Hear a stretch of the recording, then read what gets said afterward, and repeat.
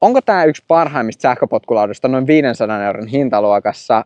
Oli se mun alkuperäinen ajatus tällä videolla, mutta nyt itse asiassa pari päivää sitten Banggood, joka lähetti tämän sähköpotkulaudan mulle testiin, laittoi mulle viestiä, että hei, me tehdään tässä nyt semmonen alennuskampanja, että Angbot F1 tulee olemaan noin 80 € alennuksessa. Ja mä olin silleen, että okei, tosi siistiä, kuulostaa hienolta ja mielenkiintoiselta jutulta, mutta tämän laudan normaali hinta on 520. Se tarkoittaa sitä, että kovimmassa alennuksessa, mitä tämä lauta nyt tulee olemaan, niin tämä on 440 €. Mikä on aika posketon, koska siis tässä on tehokas vääntävä moottori, iso akkukapasiteetti, täysjoustus, on maavaraa ja vähän kaikenlaista speksiä. Ja siis ylipäätään täällä on semmoinen NFC-tagitkin, millä tää lauta menee päälle. Siis ihan oikeasti, aika hurja paketti. Joten tässä videossa mä esittelen teille tämän sähköpotkulaudan, mä käyn vähän ajelemassa, mä kerron parhaani mukaan mun fiiliksiä tästä ja ylipäätään se, että olisiko tää mahdollisesti yksi parhaimmista sähköpotkulaudoista tällä hetkellä ylipäätänsä tämmöisessä hintaluokassa. Joten ollaan siis vaan saman tien kaikista tärkeimmästä, eli täältä keskeltä akusta. Koska tämä on siis 48 voltin 18,2 amperitunnin kokoinen akku, eli 850 wattituntia akkukapasiteettia.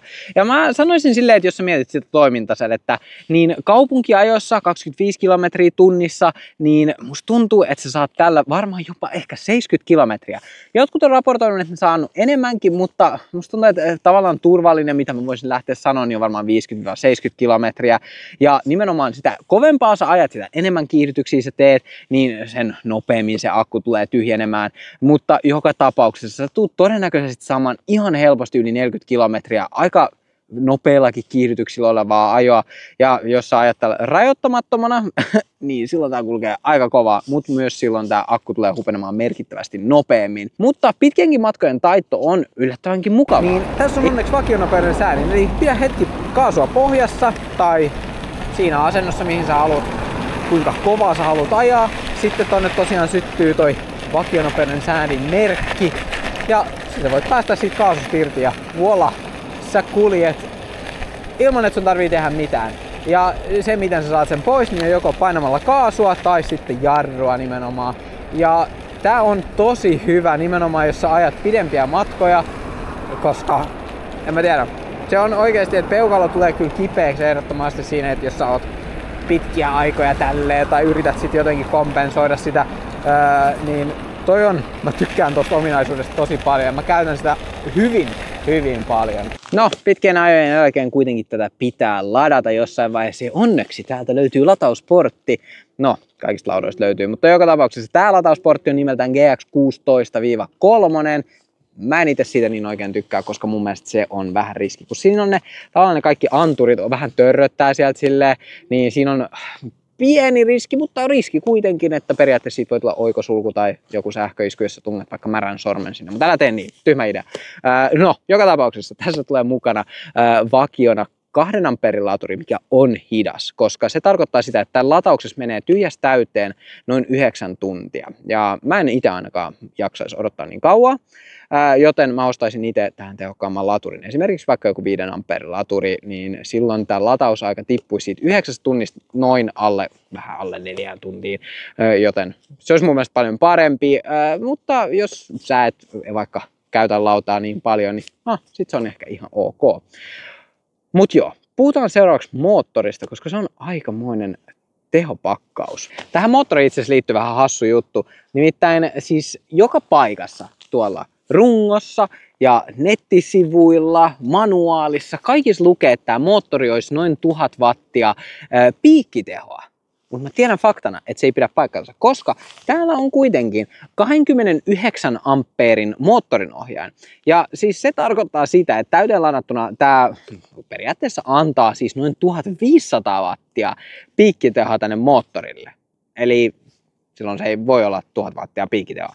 No, itse asiassa, jos me katsotaan tarkemmin, niin täällähän itse asiassa moottorin kyljessä näkyy, että se on 1000 wattin moottori. Ja silloin se kestää ihan helposti 1500 wattia piikkitehoa.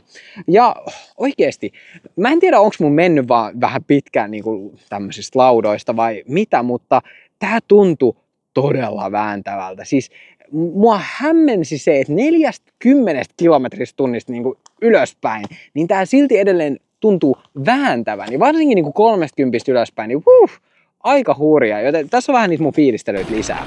Ja kyllä tää valoista lähtee aika ripeästi, että siellä on 25 mittarissa hyvin ärhäkkään. Ja sen kovempaahan me ei tietenkään ajellakaan. Mutta nimenomaan tuolla vitosavustuksella tai tasolla, niin se kyllä oikeasti ottaa nopeutta hyvin rivakkaan. Ja sen nopeuden voi siis säätää tuolta näytöstä vähän pienemmälle, jos se tuntuu liian nopealta. Mutta varsinkin tämmöisessä kaupunkiajossa, niin ihan hirveästi yli niin 3-5, niin en usko, että tarvii oikeastaan ajellakaan. Sitten nimenomaan jos teet pitkiä siirtymiä, niin sitten voit vähän miettiä sitä. Mutta tosiaan yli 25 kilometriä tunnissa ei saa sähköpotkulaudalla ajaa. Ja tällä nyt kun se on rajoittamattomana, niin sit jos ajat 3, niin se on ihan passelinopeus ainakin mun mielestä. Ja nytten ohjaus kyllä tuntuu hyvältä mun mielestä, että 10 tuuman kokoiset renkaat näillä kuvioilla niin sopii kaupunkiin tosi näppärästi. Et vielä kun on hiekkaa varsinkin aika paljon täällä, niin on kiva, että nää ei ole ihan slicksit, kun myöskään ihan pelkkää nappulaakaan sitten, kun nämä hiekat on täältä vedetty, niin nämä varmasti tulee rullaa ihan hyvin. Niin. Ja sekin, että toi moottori nyt rauhoittuu nimenomaan näillä vähän pienemmillä tehotasoilla, niin on hyvä, koska tuolla suurimmalla tasolla niin se on aika ärhäkkä ja vähän melkein pelottaakin jopa ajella, sillä varsinkin tämmöisessä kaupunkiajossa niin en haluaisi kyllä ihan täysillä tehoilla todellakaan ajella. No, mutta miten sitten vesitiivistys? Se on aina semmoinen hyvä kysymys, mitä ihmiset laittaa mulle kommentteihin tämmöisissä sähköpotkulaudoissa. Ja varsinkin tämän tyylisissä laudoissa, niin mä sanoisin sen, että pääpiirteittäin ne on vesitiiviitä, mutta se pitää tehdä itse, koska näissä on hyvin vaihtelevasti nimenomaan tässä dekin saumoissa silikoonia. Joskus on, kaikissa malleissa ei, joissakin erissä on, joissakin ei. Ja mä en itse ainakaan lähtisi veikkailemaan, joten mä tekisin sen ehdottomasti itse, koska siinä ei ole ihan oikeasti. Siinä menee varmaan 5 minuuttia maksimissaan. Ja siinä on nimenomaan se, että vaikka nämä olisi tiivistetty, niin siitä huolimatta, jos ne ei ole tiivistetty kunnolla, niin täältä johtojen pitkin voi mennä sinne dekin sisään vettä. Ja jos sä teet sen tiivistyksen, niin varmaan oikeasti moninkertaistat tämän laudan eliniän. Okei, tässä kuitenkin tulee siis tämmöiset muoviset lokasuojat. Mä en osaa sanoa tästä etulokasuojasta, että kuinka hyvin se estää. Se on niin kuin ainakin leveä, mutta mä en tiedä, riittääkö se etupituus tavallaan tossa. Mutta sen lisäksi täällä on takalokasuoja. Tää ainakin riittää, se on tarpeeksi pitkä, joten iso plussa siitä. Sitten lisäkommentti tähän vesitiivistykseen liittyen, niin tämä etuvalo. Valo on siisti. Mun mielestä kiva, että tulee tavallaan takanakin valot ja muut semmoista. Mutta tämä on valo, missä on torvi sisällä. Voi kuulostaa erikoiselta, koska niin se onkin. Mä en oikein ymmärrä ikinä, että miksi ne on päätynyt tähän, mutta joka tapauksessa. Se torvi periaatteessa ei ole vesitiivistetty ollenkaan. Se tarkoittaa sitä, että jos tällä laudalla nyt ajaa sateella, niin todennäköisesti torvi tulee hajoamaan. Samalla mahdollisesti rikkoen se on sun valon. Ainakin ajan kanssa se tulee varmasti menee rikki. Mä olen luoja tietää kuinka monta tämmöistä periaatteessa rikkonut mun kilometrien aikana. Mutta siinä on myös se, että jos sä et vaiha tätä valoa tai ota sitä irti tai jotain, niin sitten sinne voi tulla oikosulku mahdollisesti ja sitten se voi aiheuttaa jotain vikakoodia tuonne moottorinohjelmeen tai pahimmassa tapauksessa ehkä rikkookin se, who knows, en edes oikein ikinä tiedä, joten mä itse ottaisin varmaan ton etuvalon pois, asentaisin jonkun toisen. On paljon erilaisia valoja nimenomaan, mitä voisi asentaa siihen. Ja nimenomaan valoista puheen ollen, niin itse asiassa täältä sivusta löytyy molemmilta puolilta tämmöiset oranssit ledit. Vähän erikoinen värivaihtoehto, koska tavallaan meillä on nyt sitten kuitenkin tämmöistä punaista aksenttia, niin mä en ole ihan varma, että miksi se on oranssi. Ehkä se voi olla jotain noita lakijuttuja, mitä kuumoteltiin tuossa, oli niin kuin vähän mietittiin sitä, että tuleeko EUsta semmoinen säädäntö, että pitää olla jotain vilkkuvaloja, ledejä niin kuin sivuille päin, että ne laudat olisi helpommin nähtävissä. Ja tästä oli niin kuin keskustelua, mutta se ei ikinä vielä ainakaan ole tullut voimaan. Mutta mä tykkään siitä, mun mielestä on aina hienoa, että laudoista tulee lisää näkyvyyttä. Se auttaa tosi paljon siellä, kun sä liikut. Ja vaikka punainen ehkä olisi parempi sopii tähän, niin siinä on se, että punainen väri usein yhdistetään siihen, että sä katot ajoneuvoa niin kuin takapäin periaatteessa. Mutta siihen liittyen, niin täällä edessä on vilkkuvalot, eli sinänsä ihan cool, että on vilkkuvalot. Mä en tiedä, reagoiko kukaan tieliikenteen käyttäjistä niin jonkun laudan vilkkuvaloihin. En mä ainakaan laittaisi vilkkuvaloja ja lähtisi kaahailemaan vaan ihan miten sattuu. Että kyllä kandee aina katsoo ihan huolella, että minne sä oot menossa ja yrittää aina antaa muille tilaa mieluummin kuin itse alkaa säätää siellä. Mutta nämä on punaiset vilkkuvalot tässä edessä. Siis mä en taju, mitä nämä oikein kelaa. Siis niinku on tosi hassua kans vielä se, että ne ei ole pelkästään vilkkuvalot, vaan kun sä painat jarrua, niin ne on myös punaiset. Eli siis nämä on yhdistetty niin kuin, onko se nyt sitten rinnan periaatteessa. Eli kun sä painat jarrua, niin molemmat etu ja taka punaiset valot syttyy päälle. Siis se on niin oudon näköistä, että kun sä ajat laudalla ja jos sä mietit, että sut tulee vastaan lauta, joka jarruttaa ja sitten sillä tulee yhtäkkiä punaiset valot päälle. Se on tosi oudon näköinen. Et mä en ollenkaan ymmärrä, että miksi. Joten mä ehkä voisin ajatella, että mä haluaisin itse vaihtaa ne mieluummin niin kuin oranssiin ledeihin. Siis mitä ne maksaa, jotain tyyliin muutamia senttejä jostain AliExpressistä. Että itse varmaan tekisin sen, mutta joka tapauksessa vähän tämmönen hassu ominaisuus tässä. Ja siis myös tämän lisäksi, tässähän on yllättävänkin hyvin korkeussäätömahdollisuus tässä laudassa. Eli tässä on 3 tämmöistä pykälää, eli ei varmaan ole oikein semmoista matalinta kuskia, mille tää sopii, mutta mä sanoisin, että korkeimmat kuskit, mille tää sopii, niin on varmaan 185 senttimetriä. Se voi olla vähän alkaa tuntua, että vähän siinä rajoilla. Että mun mielestä ihan täydellinen pituus on just tää mun 175, sopii mulle ihan täydellisesti. Mutta joo, 185, en usko, että sen korkeammat tykkäisi käyttää tämmöistä lautaa. Tää voisi ehkä alkaa tuntua jo vähän pieneltäkin. Vaikka tässä on niinku dekkileveys on ihan hyvä, niin jos sulla alkaa olla iso mono, niin tää voi alkaa tuntua vähän pieneltä. Mutta mun kokoiselle 4.2 jalalle, niin tää on aivan törkeen hyvä. Mulla riittää periaatteessa tilaa ajaa jalat vierekkäin tai sitten peräkkäin. Ja siinä on se, että tämä ei ole mitenkään ihan älyttömän pitkä dekki, että mä tykkään pitää nimenomaan jalkaa täällä takana tuossa lokasuojan päällä. Et ei se nyt siihen lokasuojaan osu, koska tässä on nämä metalliset suojat, mutta joka tapauksessa mun mielestä siinä saa vähän parempaa pitoa ja silleen. Niin joo. Puhutaan muuten nyt sit seuraavaksi tuosta näytöstä, koska se on aika erikoinen, koska siinä on se ihme NFC-tagi. Okei, eli mukana siis tulee tämmönen pieni tagi. Tää on siis NFC tämmönen lätkä, millä sä pääset tähän lautaan käsiksi. Eli jos sä sen nyt tälleen vakiona laitat, ilman että sä oot tehnyt mitään, niin se ei mene päälle. Mutta sun pitää siis eka painaa tosta ja sitten tää pitää ihme piipitysääntä. Mutta se ei käynnisty tosta power-näppäimestä, joten sun pitää siis nyt mennä lätkän kanssa tuohon uudestaan ja sit se käynnistyy. Ja kuten näette, me ollaan nyt varjossa ja siitä huolimatta tämä näyttö on aika himmeä. Eli annan siitä kyllä ehdottomasti nootteja, että tämä voisi olla kyllä kirkkaampi. Mutta joka tapauksessa tässä näkyy aika kivasti kaikki, mitä mä haluan laudastani tietää. Eli näkyy akun voltit, näkyy tuommoisina pykälinäkin, jos sä et oikein voltteja osaa lukea.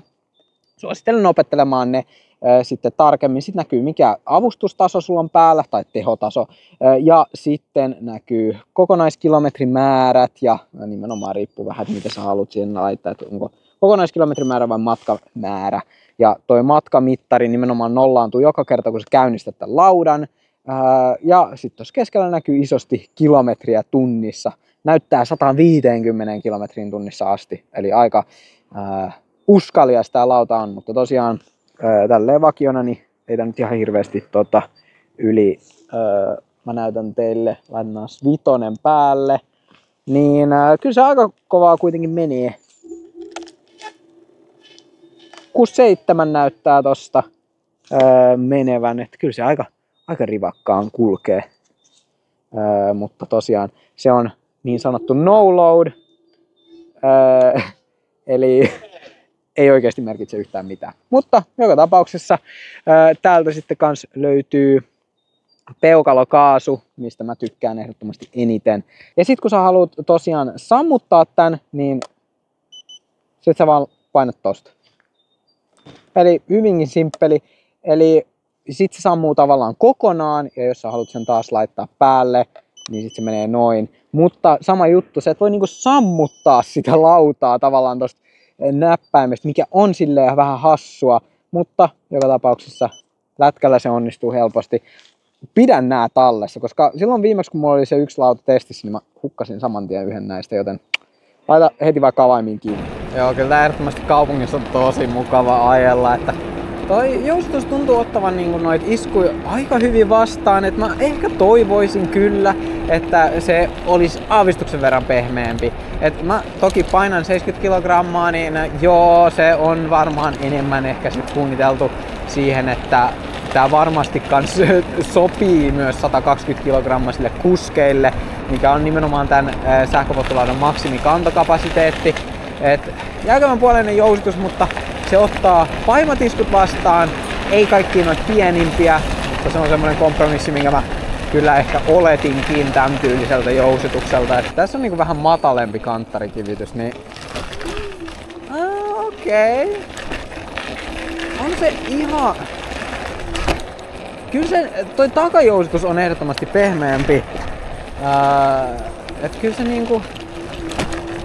Kyllä se tommosia vähän jyrkempiäkin töyssyjä ottaa vastaan. Et ei se nyt mikään kaikista pehmein oo, mut kyllä sä voit tommosia kanttarkivityksiä kyllä tippu alas ja se ei oo mikään semmonen, että my god, tuntuu, että lauta hajoo.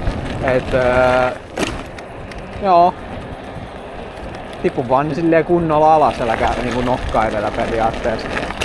No jaa, nokka edelläkin on ihan ok, kyllä toi etujoustus on tarpeeksi pehmeä siihen.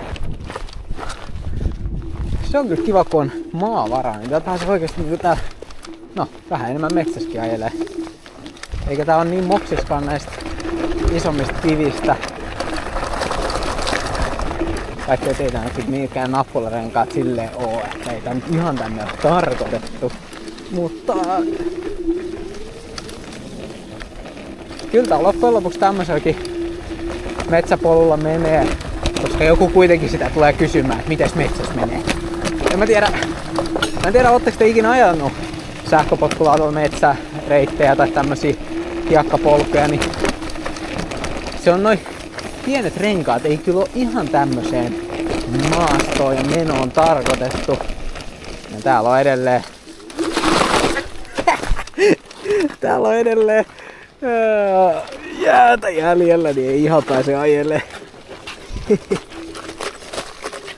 Oi vitsi, tuolla on vielä lisää jäätä. Oh my god.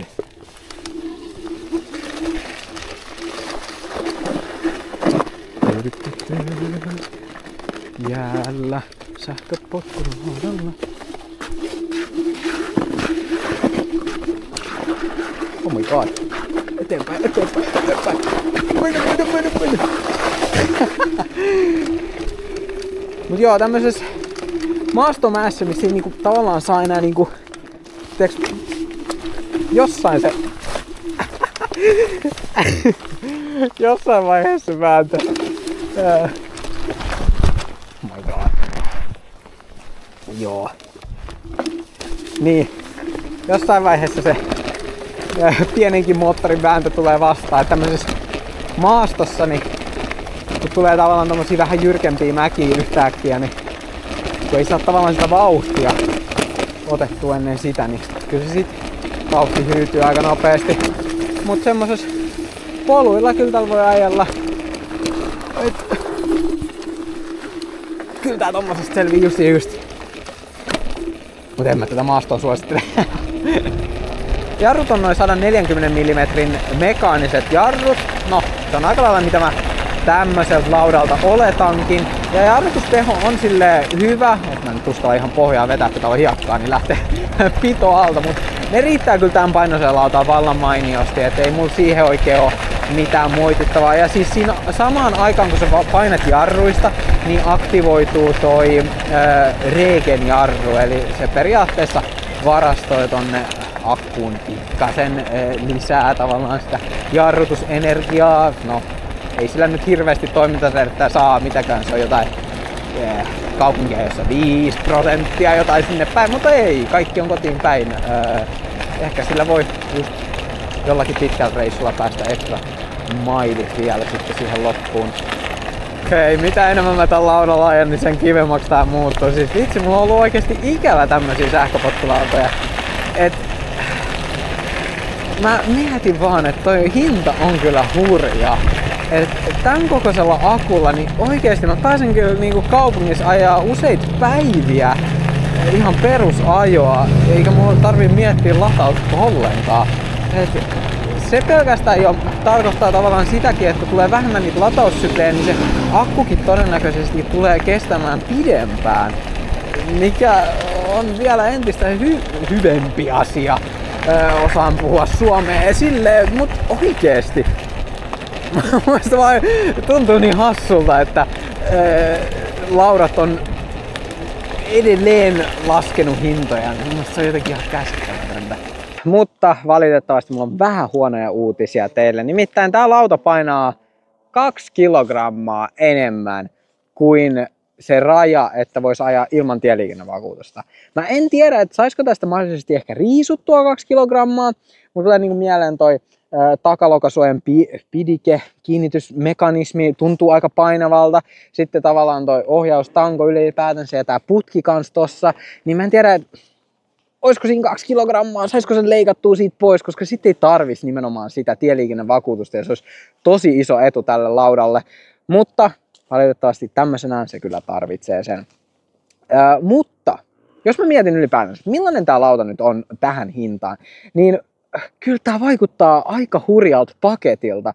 Toi toimintasäde on sen verran kuitenkin hyvä, että mä en edes hirveästi keksi, että miten tarvii pidempää toimintasädettä tämän tyyliselle sähköpotkulaudalle edes. Et mun mielestä just nimenomaan toi yli 50 kilometriä sähköpotkulaudalla, se on todella hyvä. Ja uskon, että tässä olisi elinikää varmasti niin kuin, mitä? Kyllä mä tosta nyt ainakin 10 tonnia saisin ihan helposti irti, ilman että mun tarvitsisi tehdä sille oikeastaan mitään muuta kuin nimenomaan se dekin tiivistys. Joten jos sua kiinnostaa ostaa tämmönen, niin käy hyödyntää niitä Banggoodin tarjouksia, mitä siellä on nyt tällä hetkellä meneillään. Ja joka tapauksessa tossa 520 euron hintaan, niin mun mielestä tää vaikuttaa aika hurjalta paketilta. En mä tajuu. Siis nää lautojen hinnat siis tippuu koko ajan enemmän ja enemmän. Älyttömän siistiä. Älyttömän siistiä. Mä olen hyvin positiivisesti yllättynyt kuitenkin, että tää on näinkin hyvä. Mut joo, en mä tiedä. Jos tulee jotain kysyttävää, niin jätä ihmeessä kommenttia tonne videon alas. Mä vastailen siihen mielelläni.